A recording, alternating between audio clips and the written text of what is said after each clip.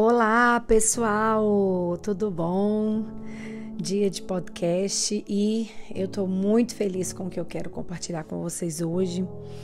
Eu separei um tempinho esse fim de semana para rever algumas coisas de alguns livros que me marcaram, de algumas anotações. Peguei meu caderninho e fiz algumas anotações importantes, e enquanto eu fazia isso, enquanto eu estava meditando nessas coisas, eu decidi que parte disso seria o nosso podcast de hoje, que é sobre a disciplina da meditação do livro do Richard Foster, Celebração das Disciplinas. O que eu fiz? Eu anotei algumas coisas e são essas frases que eu retirei desse texto, desse capítulo, que eu quero ler com vocês. Tá? Uma coisa muito importante da meditação é que a gente tem uma ideia de que certamente nós sabemos fazer e fazemos certo. É um pouco como a disciplina da oração, né? Embora muitos digam que não sabem orar, de alguma forma a gente sabe que a gente sabe orar.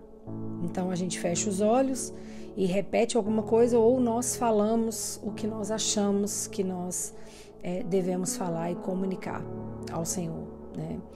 Mas poucas vezes, poucas pessoas gastam um tempo buscando do Senhor um aprendizado sobre oração, tipos de oração, o que fazer na oração, se há segredos, ou se há um aperfeiçoamento nessa disciplina que nós tenhamos que aprender para otimizar o nosso tempo, para tornar a nossa oração eficaz, enfim. E a disciplina da meditação é a mesma coisa, né? Talvez muitas coisas que nós sabemos sobre meditação, talvez muitas dessas coisas estejam certas. Mas o fato é que quando a gente se debruça diante das pessoas que estudaram sobre isso, que gastaram tempo para construir algo de acordo com as escrituras para nós, a gente aprende muito, e a gente começa a refletir sobre pontos muito específicos. Então eu quero ler para vocês algumas frases que eu tirei e quero que vocês ouçam esse podcast 2, 3, 4 vezes, ou quando você achar que a frase é impactante, dá um pause aí e escreve e pensa um pouco sobre isso, ou você pode replicar todas essas frases, escrever todas essas frases e fazer aí o seu caderninho de meditação, sobre isso.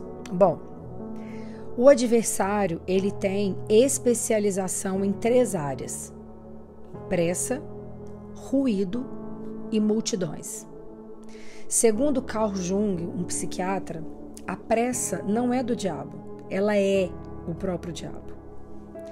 Todos os homens da Bíblia que experimentaram esse lugar de contemplação, eles eram íntimos do coração de Deus. Deus falava com eles não porque possuíam capacidades especiais, mas porque estavam dispostos a ouvir. Jesus criou o hábito de afastar-se para orar. A meditação é a capacidade de ouvir e de obedecer a Deus. Na meditação, desenvolvemos-nos naquilo que Thomas A. Kempis chama de amizade familiar com Jesus Cristo. Ele anda comigo e ele fala comigo. Na meditação, criamos o espaço emocional e espiritual que permite a Cristo edificar um santuário interno em nosso coração.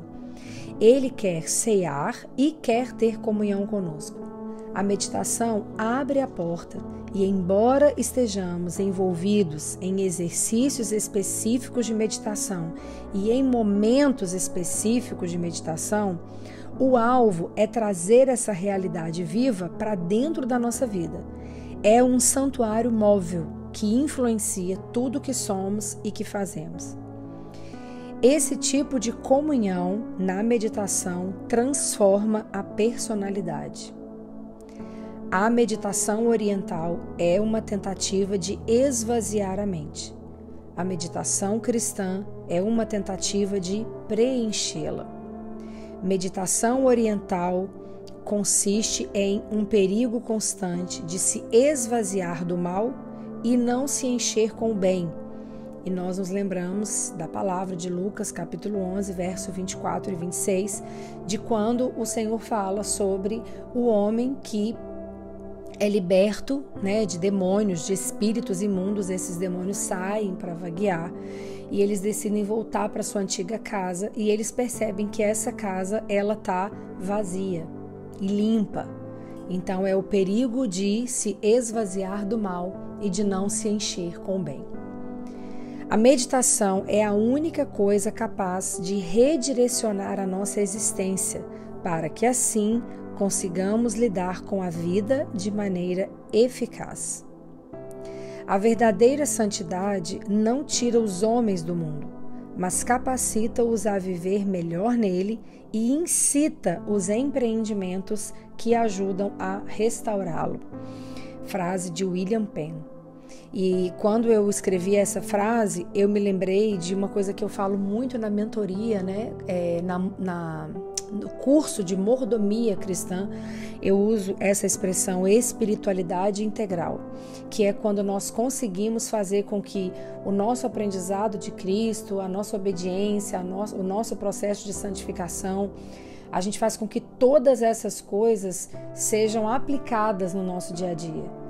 Então nós não entendemos que isso é algo para nós vivermos entre quatro paredes, mas que essa vida, né, a verdadeira santidade, ela faz com que a gente viva no mundo de forma plena, né, nos capacita a viver melhor nesse mundo e também incita dentro de nós, né, a verdadeira santidade incita os empreendimentos que ajudam a restaurar esse mundo, porque o Senhor não nos tiraria dele, né? A meditação devolve-nos as coisas do mundo com mais equilíbrio e com uma perspectiva alargada. O que a meditação não é? Ela não é uma forma religiosa de manipulação psicológica ou uma boa opção para baixar a pressão arterial ou aliviar a tensão, ou um meio de se obter inspiração ao entrar em contato com o subconsciente.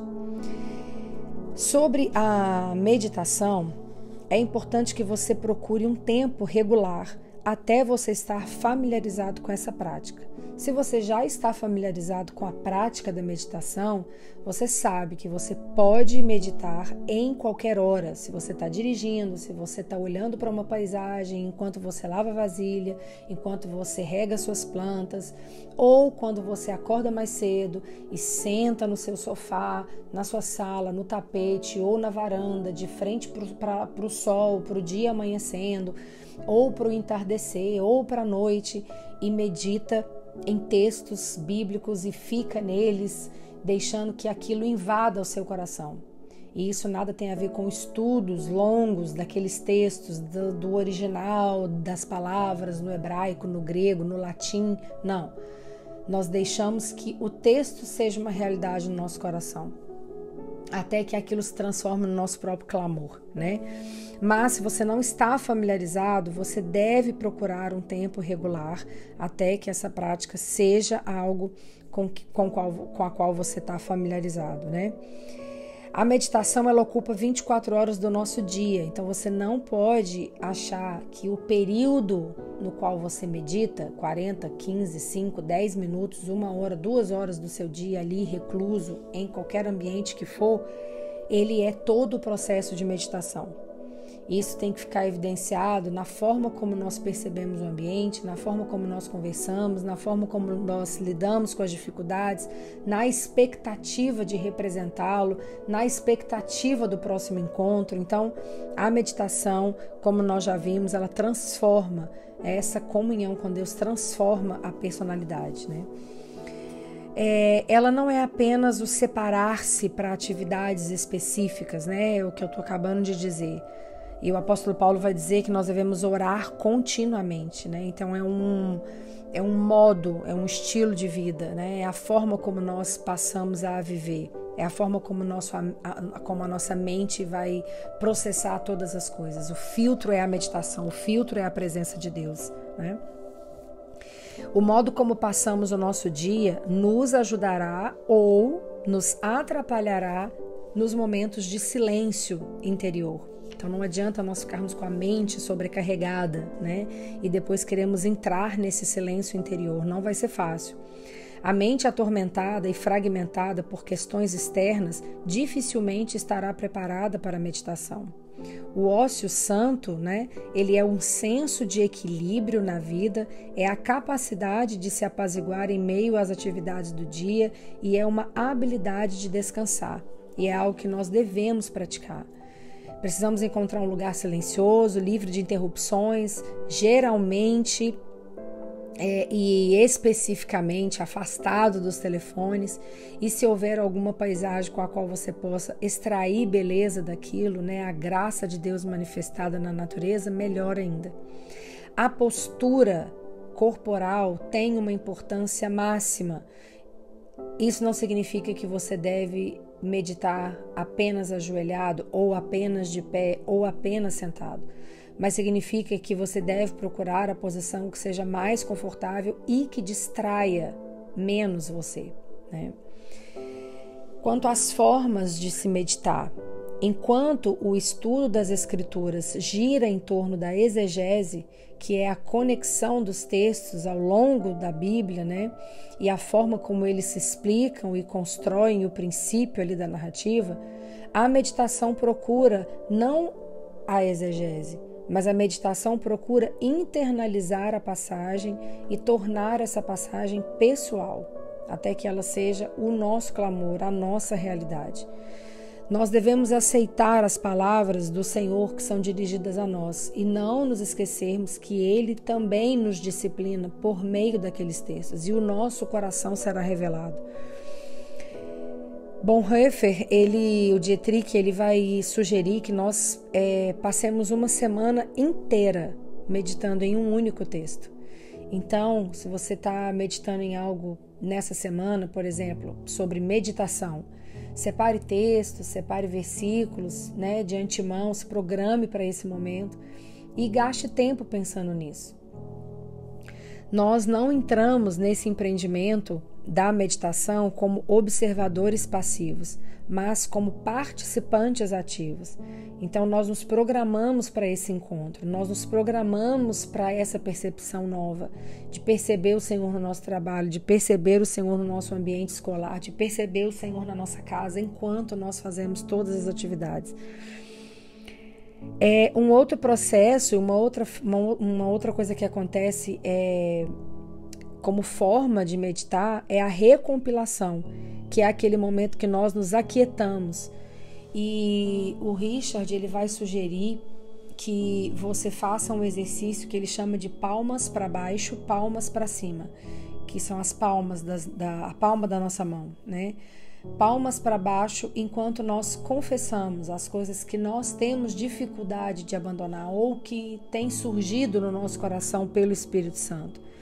E declaramos palma para baixo, palma para baixo. É uma maneira de nós nos mantermos conectados com aquele momento. E palmas para cima, né, sobre os joelhos, ali, seja como você estiver posicionado, no sentido de receber aquilo que o Espírito de Deus, pelas promessas da Bíblia, né, pode proporcionar para você. Meditar sobre a criação também é um ponto muito importante. E observar os fatos mundiais, as coisas que estão acontecendo, também é uma forma de meditação. Ele usa uma comparação como se você tivesse com a Bíblia na mão esquerda e o jornal na mão direita, por exemplo, né? Que isso nos fala muito sobre esse processo de contemplar aquilo que Deus está fazendo e como que as promessas têm se cumprido, né? Eu quero ler para vocês um salmo para a gente encerrar, e é o Salmo 63, e é um salmo de Davi quando ele estava no deserto de Judá. Olha só que forte. Deus, Tu és o meu Deus, e de madrugada te buscarei. A minha alma tem sede de Ti.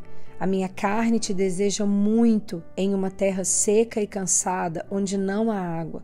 para ver a tua fortaleza e a tua glória, como te vi no santuário. Porque a tua benignidade é melhor do que a vida, e os meus lábios te louvarão. Assim eu te bendirei enquanto viver, e em teu nome levantarei as minhas mãos. A minha alma se fartará como de tutano e de gordura, e a minha boca te louvará com alegres lábios, quando me lembrar de ti na minha cama e meditar em ti nas vigílias da noite. Porque tu tens sido o meu auxílio jubiloso, e cantarei refugiado à sombra das tuas asas. A minha alma te segue de perto, a tua destra me sustenta. Uau, que forte esse texto, meu Deus! A minha alma se fartará como de tutano e de gordura, e a minha boca te louvará com alegres lábios quando me lembrar de ti na minha cama e meditar em ti nas vigílias da noite. Eu tenho tido uma experiência recentemente de estar dormindo muito mal, muito mal, e de acordar várias vezes durante a noite, de ficar rolando na cama e sentir dor no braço, e com a mente cansada, com a mente agitada.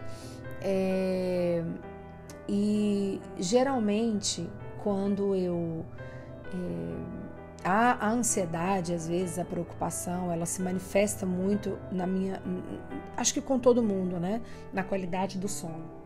Mas uma das coisas que eu percebi é que a distração e a indisciplina foi uma marca, talvez, dos meus últimos 15 dias, né? Eu estava gastando muita energia para manter atividades e rotinas muito banais, assim, coisas que eu fazia antes com muito prazer. Então eu não sei se era uma questão hormonal, eu não sei se era um ataque espiritual, ou eu não sei se era cansaço físico ou negligência mesmo, enfim. O fato é que eu fui tomada por distrações, por preguiça, por indiferença, por monotonia, e todas essas mentorias, esses podcasts e essas conversas que nós temos tido, elas são fruto de algo que realmente eu tenho meditado, que realmente eu tenho pensado. E se vocês se recordam bem do vídeo devocional sobre monotonia, eu falo sobre o perigo da indiferença apática, né? Que basicamente a monotonia nem é a ausência de atividade. Você está produzindo, mas é uma ausência de propósito. Então você faz as mesmas coisas de antes, talvez algumas com menos ou mais dedicação, mas o fato é que o propósito pelo qual você faz ficou perdido, né? Ficou solto, e aquilo se torna um fardo muito grande. Então, esses dias, hoje, esse final de semana especificamente, eu decidi não aproveitar o meu domingo como geralmente o domingo é visto, porque todos os meus últimos 15 dias foram domingo, né? Então hoje eu decidi sentar no meu lugar, esse final de semana eu decidi sentar no meu lugar e guardar a minha mente e encher o meu coração com coisas que traziam esperança para mim. E eu posso perceber claramente como que é tão simples o ato de ouvir a Deus e obedecer a Deus. E o Richard, ele vai falar muito isso no capítulo de meditação. Meditar é ouvir e obedecer a Deus. Ele vai citar vários textos de Davi, de Moisés, de Elias, a forma como Elias ficou ali descansado na presença de Deus até percebê-lo naquela brisa suave. Então é um exercício, meditar é um exercício de ouvir e colocar em prática aquilo que a gente tem escutado. Amém? Então esse é um super podcast, quase 20 minutos, para contribuir com o seu crescimento, com o seu aperfeiçoamento espiritual. Tá bem? Deus te abençoe muito. Até o nosso próximo encontro.